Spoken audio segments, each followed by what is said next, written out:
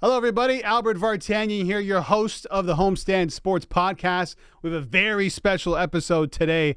We have the host of the most electric Toronto Blue Jays podcast, the Gate 14 podcast, Johnny Giunta, will join us. If you haven't heard of the Gate 14 Toronto Blue Jays podcast, you'll learn about it now. Gaining a ton of steam, especially here in Toronto, gaining tons of popularity. These guys, Johnny and Avery, putting up podcasts almost every day. Whenever the Jays are playing, you got live streams of them talking about the game.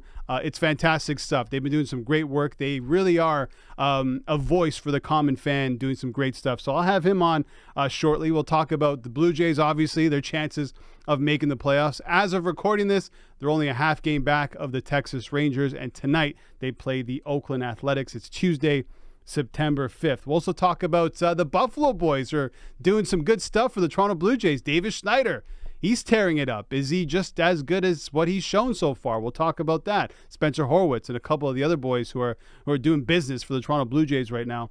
We'll also talk about John Schneider and how Johnny feels about him. Johnny Giunta, that is.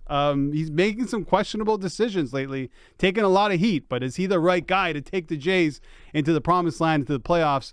We'll talk about that. Also, here's a scheduling note. Coming up this week on the Homestand Sports Podcast this Friday, we'll have a full NFL Week 1 weekend preview with our NFL guru, Justin Pooney. Producer Sean McCormick will also join us, so we'll break that down on Friday. That'll drop in the morning. Also, schedule update starting next week.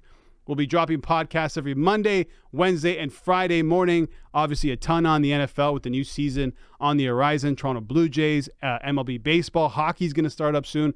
We're going to be touching on everything and also as many guests as we possibly can get on this show. So stay tuned for a ton of Homestand Sports podcasts coming up in the next few weeks. All right, without further ado, here's myself, Albert Vartanian, with my guest, Johnny Giunta of the Gate 14 podcast. Enjoy.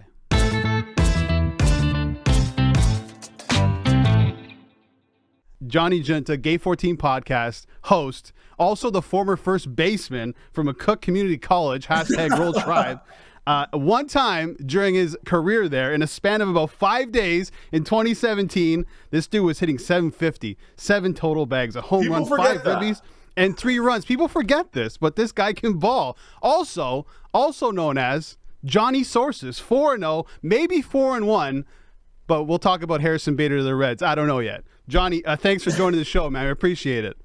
Thanks for having me, man. I appreciate it. And I love the homework. I love when people do the homework, and I appreciate that. Yeah, that week I had on McCook was a run that I'll be telling my grandkids about someday.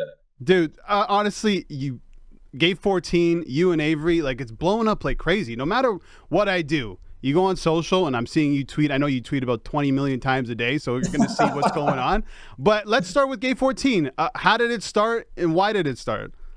Well, I noticed there wasn't really a market for this type of stuff, and there wasn't really like a podcast. Because obviously I did like another podcast, Fishing Official, where I had like tons of big leaguers on and stuff like that.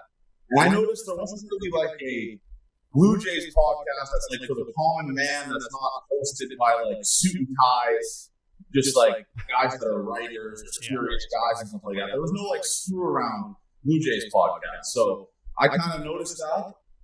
I reached out to Avery because we already had a prior relationship because he knows, like, he's from the town beside me. And I said, let's start something here, man. I mean, there's nothing. There's literally nothing that is like for the common man, for the common Blue Jays fan. So I reached out to him. And literally, not many people know this. The first time me and Avery ever talked was episode 1. We never talked before that. So, like, the first episode, if you listen back on it, it was not awkward, but it was just like the first time us just getting comfortable with each other. And yeah, that's how it started, and the rest is history. But the first time me and Avery ever talked to each other was episode 1 of Gate 14. And the growth, it's been so quickly. So episode 1 was when? April 2023 or 2022. Sorry. So it's been just over a year, and you guys completely blown up. I mean, congrats on the Sports Interaction sponsorship. Yeah, you know, I've seen you on different networks. I saw you do the Sports Interaction thing. Could you even imagine at that time that it would become as big as it is right now? No, honestly, I still sometimes I'll take a step back, and I know this is good to do, but sometimes not good to do. I'll take a step back and just kind of look at how big we are. Like, let's take a look at our numbers and just stuff like that. And I'm still in just absolute shock. I can't believe how fast this is growing. It's crazy. It's a massive adjustment. It's like I say this all the time to Avery. It's just, we go out in public, we go out to Jay's games. Me and Avery were at the bar a couple of days ago. We got asked for like pictures from like multiple people. It's never not going to be weird. And it's been really, really fast. So it's been an adjustment. It's been a teeter, and we've obviously been lucky to have such a great following and just a great amount of support. So I couldn't have imagined this in my wildest dreams, how fast this is growing, to be honest. And you know what, dude? Like you said it too. What set you guys apart is you guys are true fans, and you know ball. I mentioned you played at McCook. You actually know the game. But I think the most important thing is that you guys are true fans. And here in Canada, we don't really have that. In the States, there's tons of that. You have Barstool kind of, hit that all the time. I feel like you guys are a little Barstoolish in the way that you approach things, where it's completely honest, completely raw and uncut. And there's something to like about that, and it's easy to listen to. And you guys, I think you guys bounce off each other well as well. You're a bit crazier than Avery. I feel like Avery's a little bit more calmed down, but it's a fantastic dynamic that it makes it easy to watch and easy to listen to. Yeah, I think the dynamic of me and Avery is what makes it. I mean, I couldn't have really picked. I'm not going to pump Avery's tire for this movie. He's going to start chirping me here, but I think I couldn't have picked a better co-host, man. I mean, a guy that obviously he's really good with like editing and doing all that type of stuff, and all I really have to worry about is the social media and like being an idiot, I guess you could say. But we do bounce off each other because Avery's kind of like he's the calm one where he will show a little bit of emotion sometimes. And I'm just full of emotion. So he kind of keeps me in check, and he'll like chirp me. And I think that's the ability that me and him have to kind of bounce off each other is what makes it flow as good as it does. Yeah, I see. You know what? Everything's fantastic, and I also see you guys, on social. Maybe sometimes taking some shots at other members in media and the Blue Jays media. What's the feedback been from people who do cover the Jays?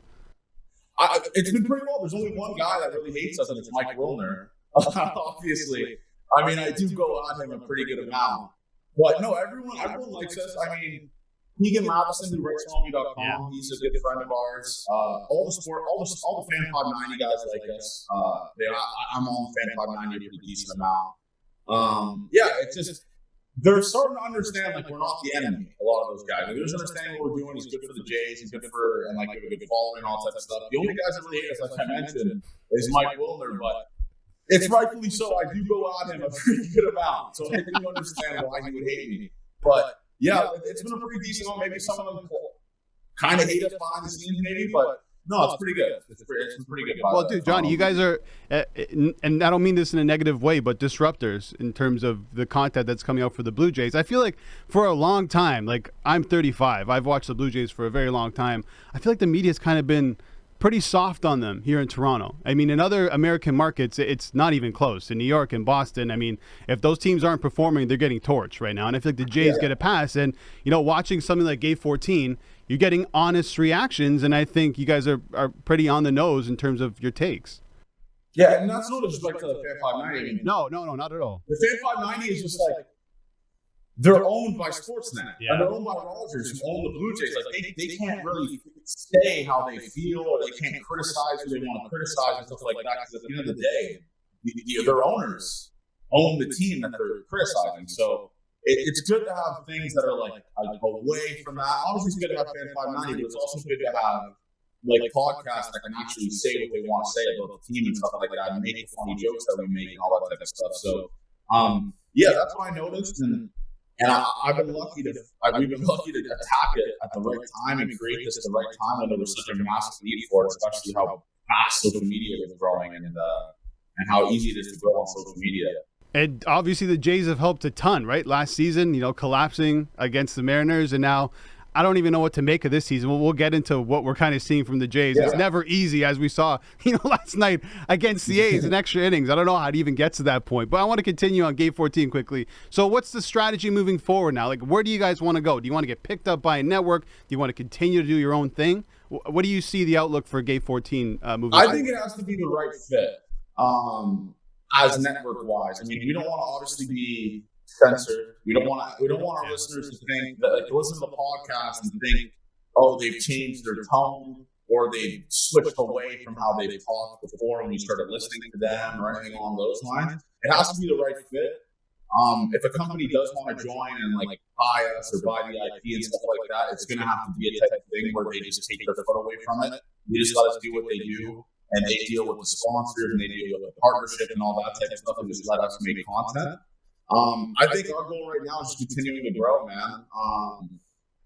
A lot of it's just a lot of it is been, we can make this grow ourselves. I don't think there's a lot of companies out there, maybe aside from the Barstools of the world, that could benefit us in terms of growing. That could make us grow faster than the way we're growing right now by ourselves. So it definitely has to be the right for that, and it definitely has to be a company that is willing to give us resources, but also take their foot off the gas and let us do what we want to do, and kind of let us grow the way we've been growing.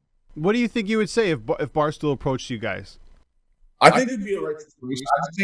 I don't know if I think Barstool. This sounds crazy to say. Maybe this is an idiot conversation, an idiot comment, but no, they would need us probably more than we need them in terms of like attacking the Canadian market. I mean, they don't really have that big of a Canadian presence here besides Spit and Chicklets. Their Barstool baseball brand is hated a lot in Canada, obviously, and stuff like that. So I think bringing us in would kind of soften up their Canadian market and kind of make people a little more comfortable with Barstool Sports and Barstool Baseball and all that type of stuff. But I would definitely listen to the conversation for sure, because they can bring a ton to the table. They have tons of resources, obviously tons of money, and that's something that's probably the only company I could. Maybe that and like a gambling company that took us on, but that would probably be one of the only companies that I would probably work for. I think that'd be a fantastic fit. You guys fit right into the Barstool universe. I always thought about why Barstool isn't bigger here in Canada. They like how they don't have an office, like, you know, with some of the way the Leafs fans are, some Raptors fans and Jays fans. I feel like it's perfect. Like it's a perfect place for them. It's weird. I don't know why. I mean, they obviously have they have a lot of followers and listeners here. I feel like they're missing. And that's, I guess, another reason why Gate 14 is growing so fast, because of like the similarities in it. But they're really missing a massive, massive market. I mean, there's tons of like insane fans here, which is what the Barstool difference is the common man. But like the Leaf stuff, like the Calgary Flames, the Oilers stuff, the Vancouver Canucks stuff, like all the hockey teams here, those are massive, massive markets, like massive fan bases that they could easily be attacking, and they're just kind of not really. I mean, even trying to attack it. It's crazy. It's weird. No, you know what the thing is too, Johnny? It's hard to market hockey, dude. Like, as big as hockey is in Canada, I mean, outside of Canada, it's not as big as, you know, we like to think. Let's be honest. Yeah, that's a good point. I mean, Blue Jays baseball is pretty big, though. That's the thing. Yeah. Like, it's shown with the Gate 14 stuff. I mean, it's a massive, massive market, and it's just crazy that no one, even before the Gate 14 days, has tried to do something like a non-suit and tie, like degenerate idiot podcast that like relates to like the fans, you know, like it is wild, but just being real, right? Yeah. The Blue Jays market's insanely big though, man. Like we were in Cincinnati a couple weeks ago, and like tons of people were coming up to us, like Jays fans from like Ohio or Michigan or stuff like that, coming up to us for pictures, stuff like the Jays travel insane. You saw it last weekend in Colorado, obviously. Yeah, Joe Siddle was just talking about that. He goes, everywhere we go, it's tons of Jays fans from Sudbury, from like someone from Saskatchewan and Colorado. Like, how the hell does that happen? You know, with the Toronto Blue Jays, it's wild. It's wild. Yeah, and that's great for you guys too. Obviously, you know, more of a market for you guys. And you know, back to what you're saying, how no one's done the whole like kind of suit and tie or anything other than the suit and tie thing for the Jays. That's so important. I think. You know, I went to broadcast school. A lot of people that I know went to broadcast school, and all some people went to Sportsnet, whatever. And you're trained in a certain way to be more of a broadcaster, right? You have kind of a broadcast voice. You got to present things in certain ways. And so when you do that, and you want to start a podcast where you're trying to be like the common fan, it's hard to break that. And people are actually afraid to do that within the industry because they feel like, this is just my opinion, but they feel like they won't be able to get a job. Like if I go and do a podcast about the Leafs and truly say what I want to say, maybe down the line I won't get a job with TSN or Sportsnet or any other, you know, network really, because those are the only two in Toronto. So I think what you guys are doing, it makes so much sense because I think people were actually craving for that for such a long time. Yeah, a lot of the people, and I noticed this in the industry as well. Like when I started this podcast, is like a lot of the people don't even really watch the game. They just look at these advanced stats. That is that's a big thing in this industry. Form opinions based off of that. Yeah. I mean, it's not really like I don't know. It's like there's just a lot of the people that watch the games are just really, really, really like they have their baseball savant page opened up and just staring at that while they're watching the game or just making assumptions based off of that. So sometimes it's just good to have like a new wave, like a new voice in the industry where it's just like emotions, like someone actually showing emotions towards a team, not just watching the game and just looking at advanced analytics and watching it through that. So it's that's everything in the baseball world though. It's like that right now, just with all the advanced analytics. Yeah, it can be a bit too much, but dude, the authenticity is so important, and you can see that when you guys do your thing, right? You guys aren't faking the funk. You guys are the real deal. One more thing on Gate 14. Why Gate 14? Why is that the name? That was the gate I used to enter when I was a kid. I just try to keep it simple. Yeah, I didn't. There's obviously a couple names out there like. It meant a lot to me because I used to go to a lot of Jays games when I was a kid, and we used to always enter through Gate 14. So that's just like the first thing that I see when I used to go to Jays games when I was growing up, and then you see the statues over Gate 14 and stuff like that. I just remember that's like a lot of my childhood right there. So I know it doesn't mean anything to Avery, but for me, yeah, that's why I started. It was just Gate 14. It was simple and. It's the first memory I have going to Jays games was seeing that gate and seeing those the statues up there. You remember your first game? No, I don't remember my first game. I just remember going to like starting to go to Jays games when I was like 5. I used to go like 15 games a year because they were like $2 tickets. So they used to be so cheap, dude. Yeah, they used to be so cheap. That won't happen ever again, unfortunately. No, that's done. Especially if the team's playing that will well. never happen again. But no, I just remember doing that with my dad and my brother, and just making tons of memories there, going to batting practice, and just we used to park at the same place, which is like right beside on Blue Jays Way. It's like right across the Barbarito, I want to say it's called, but it's like there's like a parking garage right there. We used to park there every single time, and then just walk up to Gate 14. So. That's like I said, it means nothing to Avery, but to me it means everything. So sorry, Avery, hate to see it. Were you? How old are you? Were you around when the Jays won the World Series last? No, I'm 26. So I was born in '97. So I have literally no memories of the Jays being good besides 15 and 16. Oh yeah, so you went through such a rough patch of bad Jays teams, dude. Frank Catalano days. I couldn't have been born at a worse time. Like probably the first 15 years, actually. The first 18 years of my life, the Jays never made the playoffs. So wow. I never got to see a playoff team until I was 18 years old. Yeah. Yeah, I was 5 when the Jays won in '93. Barely remember it, but the city was on fire. That's like it was on fire. I couldn't imagine the content we'd create if the Jays won the World Series. You know, it is, Johnny. It's crazy. Like when the Leafs are in the playoffs, it's whatever. It's wild. But I almost feel like when the Jays are in the playoffs and making some deep run, I think it's bigger than the Leafs. It was a wild card game. Yeah, and it was a wild card, and it was crazy. Like. The stadium around it was insane. I don't know. It's just like something about like the fall weather too. It just adds a little bit to like the element of it. But oh man, I just going to a playoff game. That was the first Jays playoff game I ever went to. So that was craziest thing I've ever seen. All right, so let's segue into that to the Blue Jays. Before we get into what's going on, where are you at with the Blue Jays right now? I don't know, man. They're like I always tweet about this. They're like They're like that ex-girlfriend you have where it's just like when things are going good, they're going really good. And when they're going bad, they're going absolutely terrible. There's just no in between. That's what the Toronto Blue Jays are. And the thing is, and what really aggravates me about this team, and I know they're 14 games, 13 games left, 500, half a game out of a playoff spot. When they win, they don't give you the satisfaction of winning. There is something that happens in this game that makes you sick. For example, yesterday. 3-0 lead against the Oakland Athletics. You're like, all right, we're starting to just dog walk the bad teams. Give it back immediately. Tie game. Go to extras against historically one of the worst teams in MLB history. And then they win in extras, thank God. But it didn't feel like a win. It didn't feel like they just beat a team because it was such a horrific team. That Jose Barrios pulled 84 pitches, Yimi Garcia gives up the lead, the tie or whatever. It's just I don't know where I'm at with this team. I just want them to go on a crazy run, and hopefully it's starting right now, where they just beat the teams they're supposed to beat, and then beat really good teams. And they haven't given you that satisfaction of like a 7-8 game win streak. Their biggest win streak this year, I believe, is 5 games. I want to say no, it's which 6, is nothing. and back in April. It's 6. Yeah, 6. So the Royals and the Athletics have had more of a winning streak than the Toronto Blue Jays this year, and they are the worst teams in baseball. Yeah. You can't make any sense of it, man. You really can't. I was looking back at last September. Remember they went on a bit of a run? I think Bo Bichette, like he was on fire. So they went 18-10. They had the most RBIs and 35 bombs in September. So they're capable of doing that. Obviously now, Bichette's on the lineup. Chapman's on the lineup. Brandon Belt, we don't know when he's coming back. And it seems like, the Buffalo boys are doing their thing, man. Some of these guys. You had Davis Schneider on the Gate 14 podcast. What do you make of what they're doing right now? Because, Babe Schneider is the nickname. At what point do we just have to say this is who Davis Schneider is?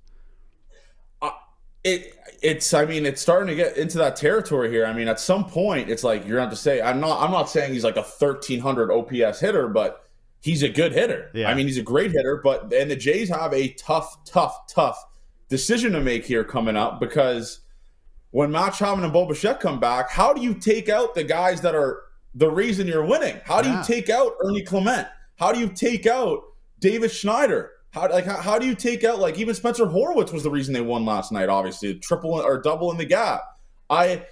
It's a hard decision to make, and Matt Chapman, a guy hitting 210 since May, how do you justify putting this guy in the lineup over Davis Schneider? I know the defense, I know all that type of stuff, but at the end of the day, you need to hit. The defense can only take you so far. We have seen what this defense has done, one of the best defensive teams in baseball. The offense has to start showing up now. And Davis Schneider, taking him out of the lineup doesn't look smart. Yesterday, we got to see it in person, obviously. Ernie Clement is on the loose, and he's playing decent, good defense. I guess you could slot him in at second maybe when Bo Bichette comes back and put Witten left. But they have some hard decisions to make. And the reason why this team is half a game out of a playoff spot is solely on the backs of the Buffalo Bison's players and the bench guys like Biggio and Espinal. Yeah. I never thought I'd be saying that before, but that's the reason this team is half a game back. You look at Schneider's numbers, Johnny, it's crazy. Since August 4th, 390, 507, 831, 6 home runs. Ernie Clement, 6-13 in Colorado. Spencer Horwitz, obviously home run on Sunday and a massive, game-winning double the other day. And you're right. John Schneider has some tough decisions to make, and John Schneider gets a lot of heat, especially on social media, for some of his decisions, going back to, Kirk, not pinch running Kirk, leaving Davis Schneider on the bench for as long as he did until he, threw him back into the lineup. Do you trust in the manager to make the right decision moving forward? He hasn't really shown me any reason to trust him. Yesterday he pulls Barrios at 84 pitches. Against the Oakland A's, he puts in Garcia, who has struggled I think he's given up a run his last 2 appearances. He hasn't looked good. He keeps throwing in Garcia. A guy like Bowden Francis, I know Bowden Francis is one of my guys, but Bowden Francis has looked incredible all year, and he's been rotting on the bench in the past 3 games. You can go to Bowden Francis there, who's looked really good. I don't know what John Schneider has been doing. The non-pinch run of Kirk was the dumbest thing ever. Also, I don't understand that as well. But there's just so many head-scratcher decisions. He pinch hits Davis Schneider yesterday in the 9th inning with 2 outs with no one on. What are you doing? What's the point of this? There's just no one in scoring position. And then you immediately take him out for Mason McCoy, albeit who scored a run, obviously, because he's very fast. But it's just some of these head-scratcher decisions. You think you would maybe need Davis Schneider in extras. You think you would maybe need him there, in that situation. It's just some of the stuff he does, I don't get if people are telling him to do it or he's just doing it out of his own instinct. But it's very dumb, some of the stuff he does. And we saw it last year in the wild card game, obviously. What's wild to me is, listen, the guy, he's still kind of learning on the job, right? He really still is kind of a rookie manager, and he's still learning how to figure out these things. And to me, moving forward, if the Jays do make a wild card, potentially the postseason, obviously issues with hitting at certain points, sometimes issues with the bullpen, but I think everything really falls on John Schneider to make the right decisions. And you know what, I'm with you in the camp. I can't really trust this guy moving forward, and it's unfortunate because the Jays have a phenomenal team, especially when they're healthy. Yeah, for sure. No, they do. This lineup should be good. Let's not get. Well, let's be real. If everything clicked, Johnny, if for once this season the bats and the pitching click together, you can argue that maybe behind Atlanta they're probably the second best team in baseball. This team would be absurd, man. Right. This team would be absolutely absurd if the bats and the lineup clicks together. And luckily, I don't know, we maybe had that in April, I guess you could say. In April, like that run they went on April, they're in first or top of they're like almost in first place. But I just want to see this. I want to see them both click. I want to see an 8-1 win. I want to see an 8-2 win, 10-1. Like, I just want to see the bats and the pitching click for a longer stretch than just one game. I want to see an entire week, 2 weeks where just everything is clicking and the Jays are just going on this nice little run. Because they did it last year in September. They brought us all the way back in last September. So, and obviously with the Texas Rangers, how bad they have been. I mean, this team went from leading their division, one of the best teams in the American League, to they shouldn't be a playoff team right now. They suck. So they got to take advantage of this type of stuff. They got to take advantage. They got 5 games left here. Massive, massive 5 games against the Oakland Athletics, who are terrible, and the Kansas City Royals, who are terrible. And then they got the Rangers coming to town next week, who have been really bad. So this is a massive week, man. I'm excited for it, and I just know this team, somehow, some way, they are going to pull us back in and somehow finesse this second or third wild card spot. I know what's going to happen. Dude, I hope so, too. I feel like it's crucial that they go into that Texas series ahead of Texas. I think that's so crucial. I don't think they're going to sweep them, but listen, if you win that series while going in there with a couple games ahead of them, maybe one, they're going to put themselves in a good position. One more thing I wanted to ask you. You've had a few players on the Gate 14 podcast. Chris Bassett, I watched that interview. Davis Schneider. I'm not sure if you had anyone else on, but how do you know all these guys? Just through a Fisher and official and through like mutual friends. But a lot of the Gate 14 guys like Chris Bassett, Swanee, Davis Schneider, Ernie Clement, all these guys just through social media, like they saw our stuff, they found us funny, or they threw some of our stuff in their team group chats and stuff like that, and they just followed us. Like Eric Swanson, I don't have any mutual friends with him. He just followed Gate 14, and then like we started DMing, and now we like text and FaceTime, and like he's one of my really good buddies. So it's just through the power of social media a lot of the time. But a lot of the guys, like the only guy that I've met on the Jays through like the other podcast I used to do is Jano, just through mutual friends and stuff like that. Yeah. But all the guys that we know now are just through Gate 14. Like they just see our stuff and they like our stuff, and they obviously see that going on our podcast and like interacting with Gate 14 obviously helps their image as well. So they just been kind of noticing us through that type of stuff and just following us, and then just DMing us, and we DM them and we get them all that type of stuff. I love that, man. It's so surreal. I'm so happy for you guys too, man. And be able to have that type of connection with the players. And listen, even the whole Johnny Sources thing, I don't know if you want to reveal how you're breaking some of these stories. But listen, I don't know. People are following you thinking, hey, maybe this guy's going to break a story now. I do hate that. And I didn't attach my thing to the Paul DeYoung thing or not Paul DeYoung, the Harrison Bader. I just wanted to just start. I'm trying to shift away from the Johnny Sources stuff, because now people are legitimately thinking like I am like a suit and tie guy that's going to be like Darren Dreger breaking shit.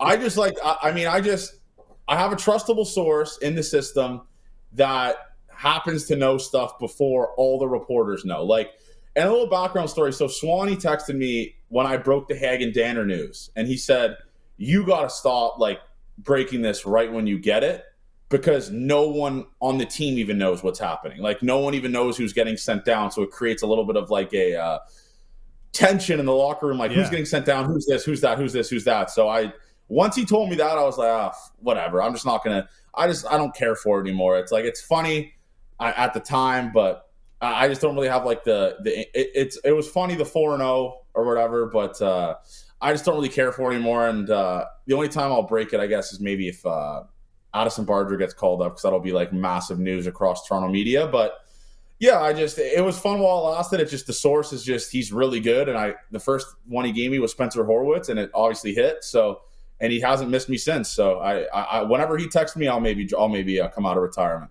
I love that. But listen, retire on top, right? No one can come up the champ after you retire on top. Johnny, dude, I appreciate you doing this, man. Do you have anything that you want to plug before you get out of here? Yeah, you can see us on the socials. Thanks for having me on Johnny Giunta on Twitter. And by the way, people think my last name is spelled with 2 A's. That's just Twitter not giving me the domain for Johnny Giunta with 1 A. Okay. Sports Interaction, obviously, when I did the interview, this is my last name with 2 A's. But yeah, no, it's not 2 A's at the end. It's Johnny Giunta on all socials. Gate 14 Paul on all the socials. You can find us there. And we're going to keep pumping out content. Obviously, this is crunch time now. We're streaming more. Obviously, that's going to lead to a little more sacrifices. I won't be able to go to as many games I'd like to because we definitely have to stream and create the live reaction videos and stuff like that. So, you can find us there. We stream every game on Gate 14 Podcast YouTube, and all of our podcasts are there. And just let's have ourselves a September, man. I mean, it's the best time of the year, man. You got the Premier League, you got NFL, college football, everything. So this is the best. This is the best time of the year. You support the Gunners, right? No, I don't support the Gunners. I had a lot of money on them when they were facing Man United. I live bet them. So I saw that. I support Spurs, and when I saw your tweet, you're like up the Gunners. I'm like, I actually am thinking of joining the Spurs bandwagon. I do like their skipper. Listen, man. Celtic, right? It's difficult. It's a difficult ride, man. It's similar to the Jays, man. Bandwagon team, though. Yeah. I don't want to join like Arsenal because Arsenal's already really good. Like, I do like James Madison. I think he's incredible. I do like Son. So I do like the Tottenham. Obviously, is the banter club. Everyone makes fun of them. I might have to join the Tottenham Hotspurs bandwagon train. Do it, man, because when we win, it's so much sweeter, dude. But we don't win often. So jump on right now. Jump on right now as long as it lasts. It's a good time. One more thing. I know you guys got a bar night coming up, right? Yes, What's next that Friday. about? If you want to come, let me know. I'll get you tickets for that. But not next Friday. It's this Friday coming up. I'm excited for it. I'm scared for it. Oh, dude, you're gonna be a mess. It's gonna be. I think 150 people are gonna be going. 150 plus people. Nice. I'm scared. I'm scared. I am scared for it, especially just a shit ton of Gate 14 listeners there. There's gonna be a lot of drinks flowing, so I don't think Taco is ready for what's coming. What's gonna be happening this Friday at 10 p.m. Sorry. Yeah, dude. Well, listen, you deserve it. Congratulations on your guys' success. I love you, dudes. I mean, you guys don't fake the funk. You guys are the real deal. And Jays fans, I know for sure, appreciate you guys. So thanks for doing everything that you guys are doing, and continued success, man. Thank you, man. I appreciate that. Thanks for having me, and let's have ourselves a September. All right, buddy. Talk soon.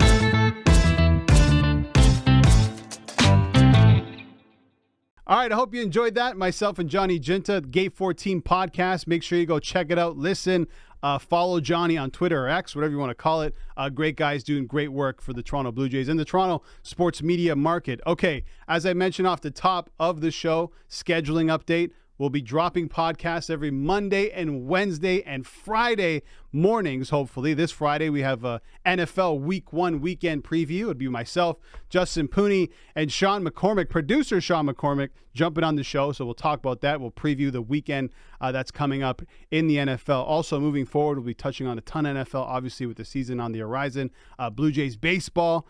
September baseball, MLB, postseason around the corner, NHL going to start up once again. We got some Premier League as well, and obviously as many guests as we can get on the show to keep the Homestand Sports podcast going. So please stay tuned, listen, download, subscribe, wherever you get your podcasts. That's where Homestand Sports will be. I'm Albert Vartanian. This has been Homestand Sports.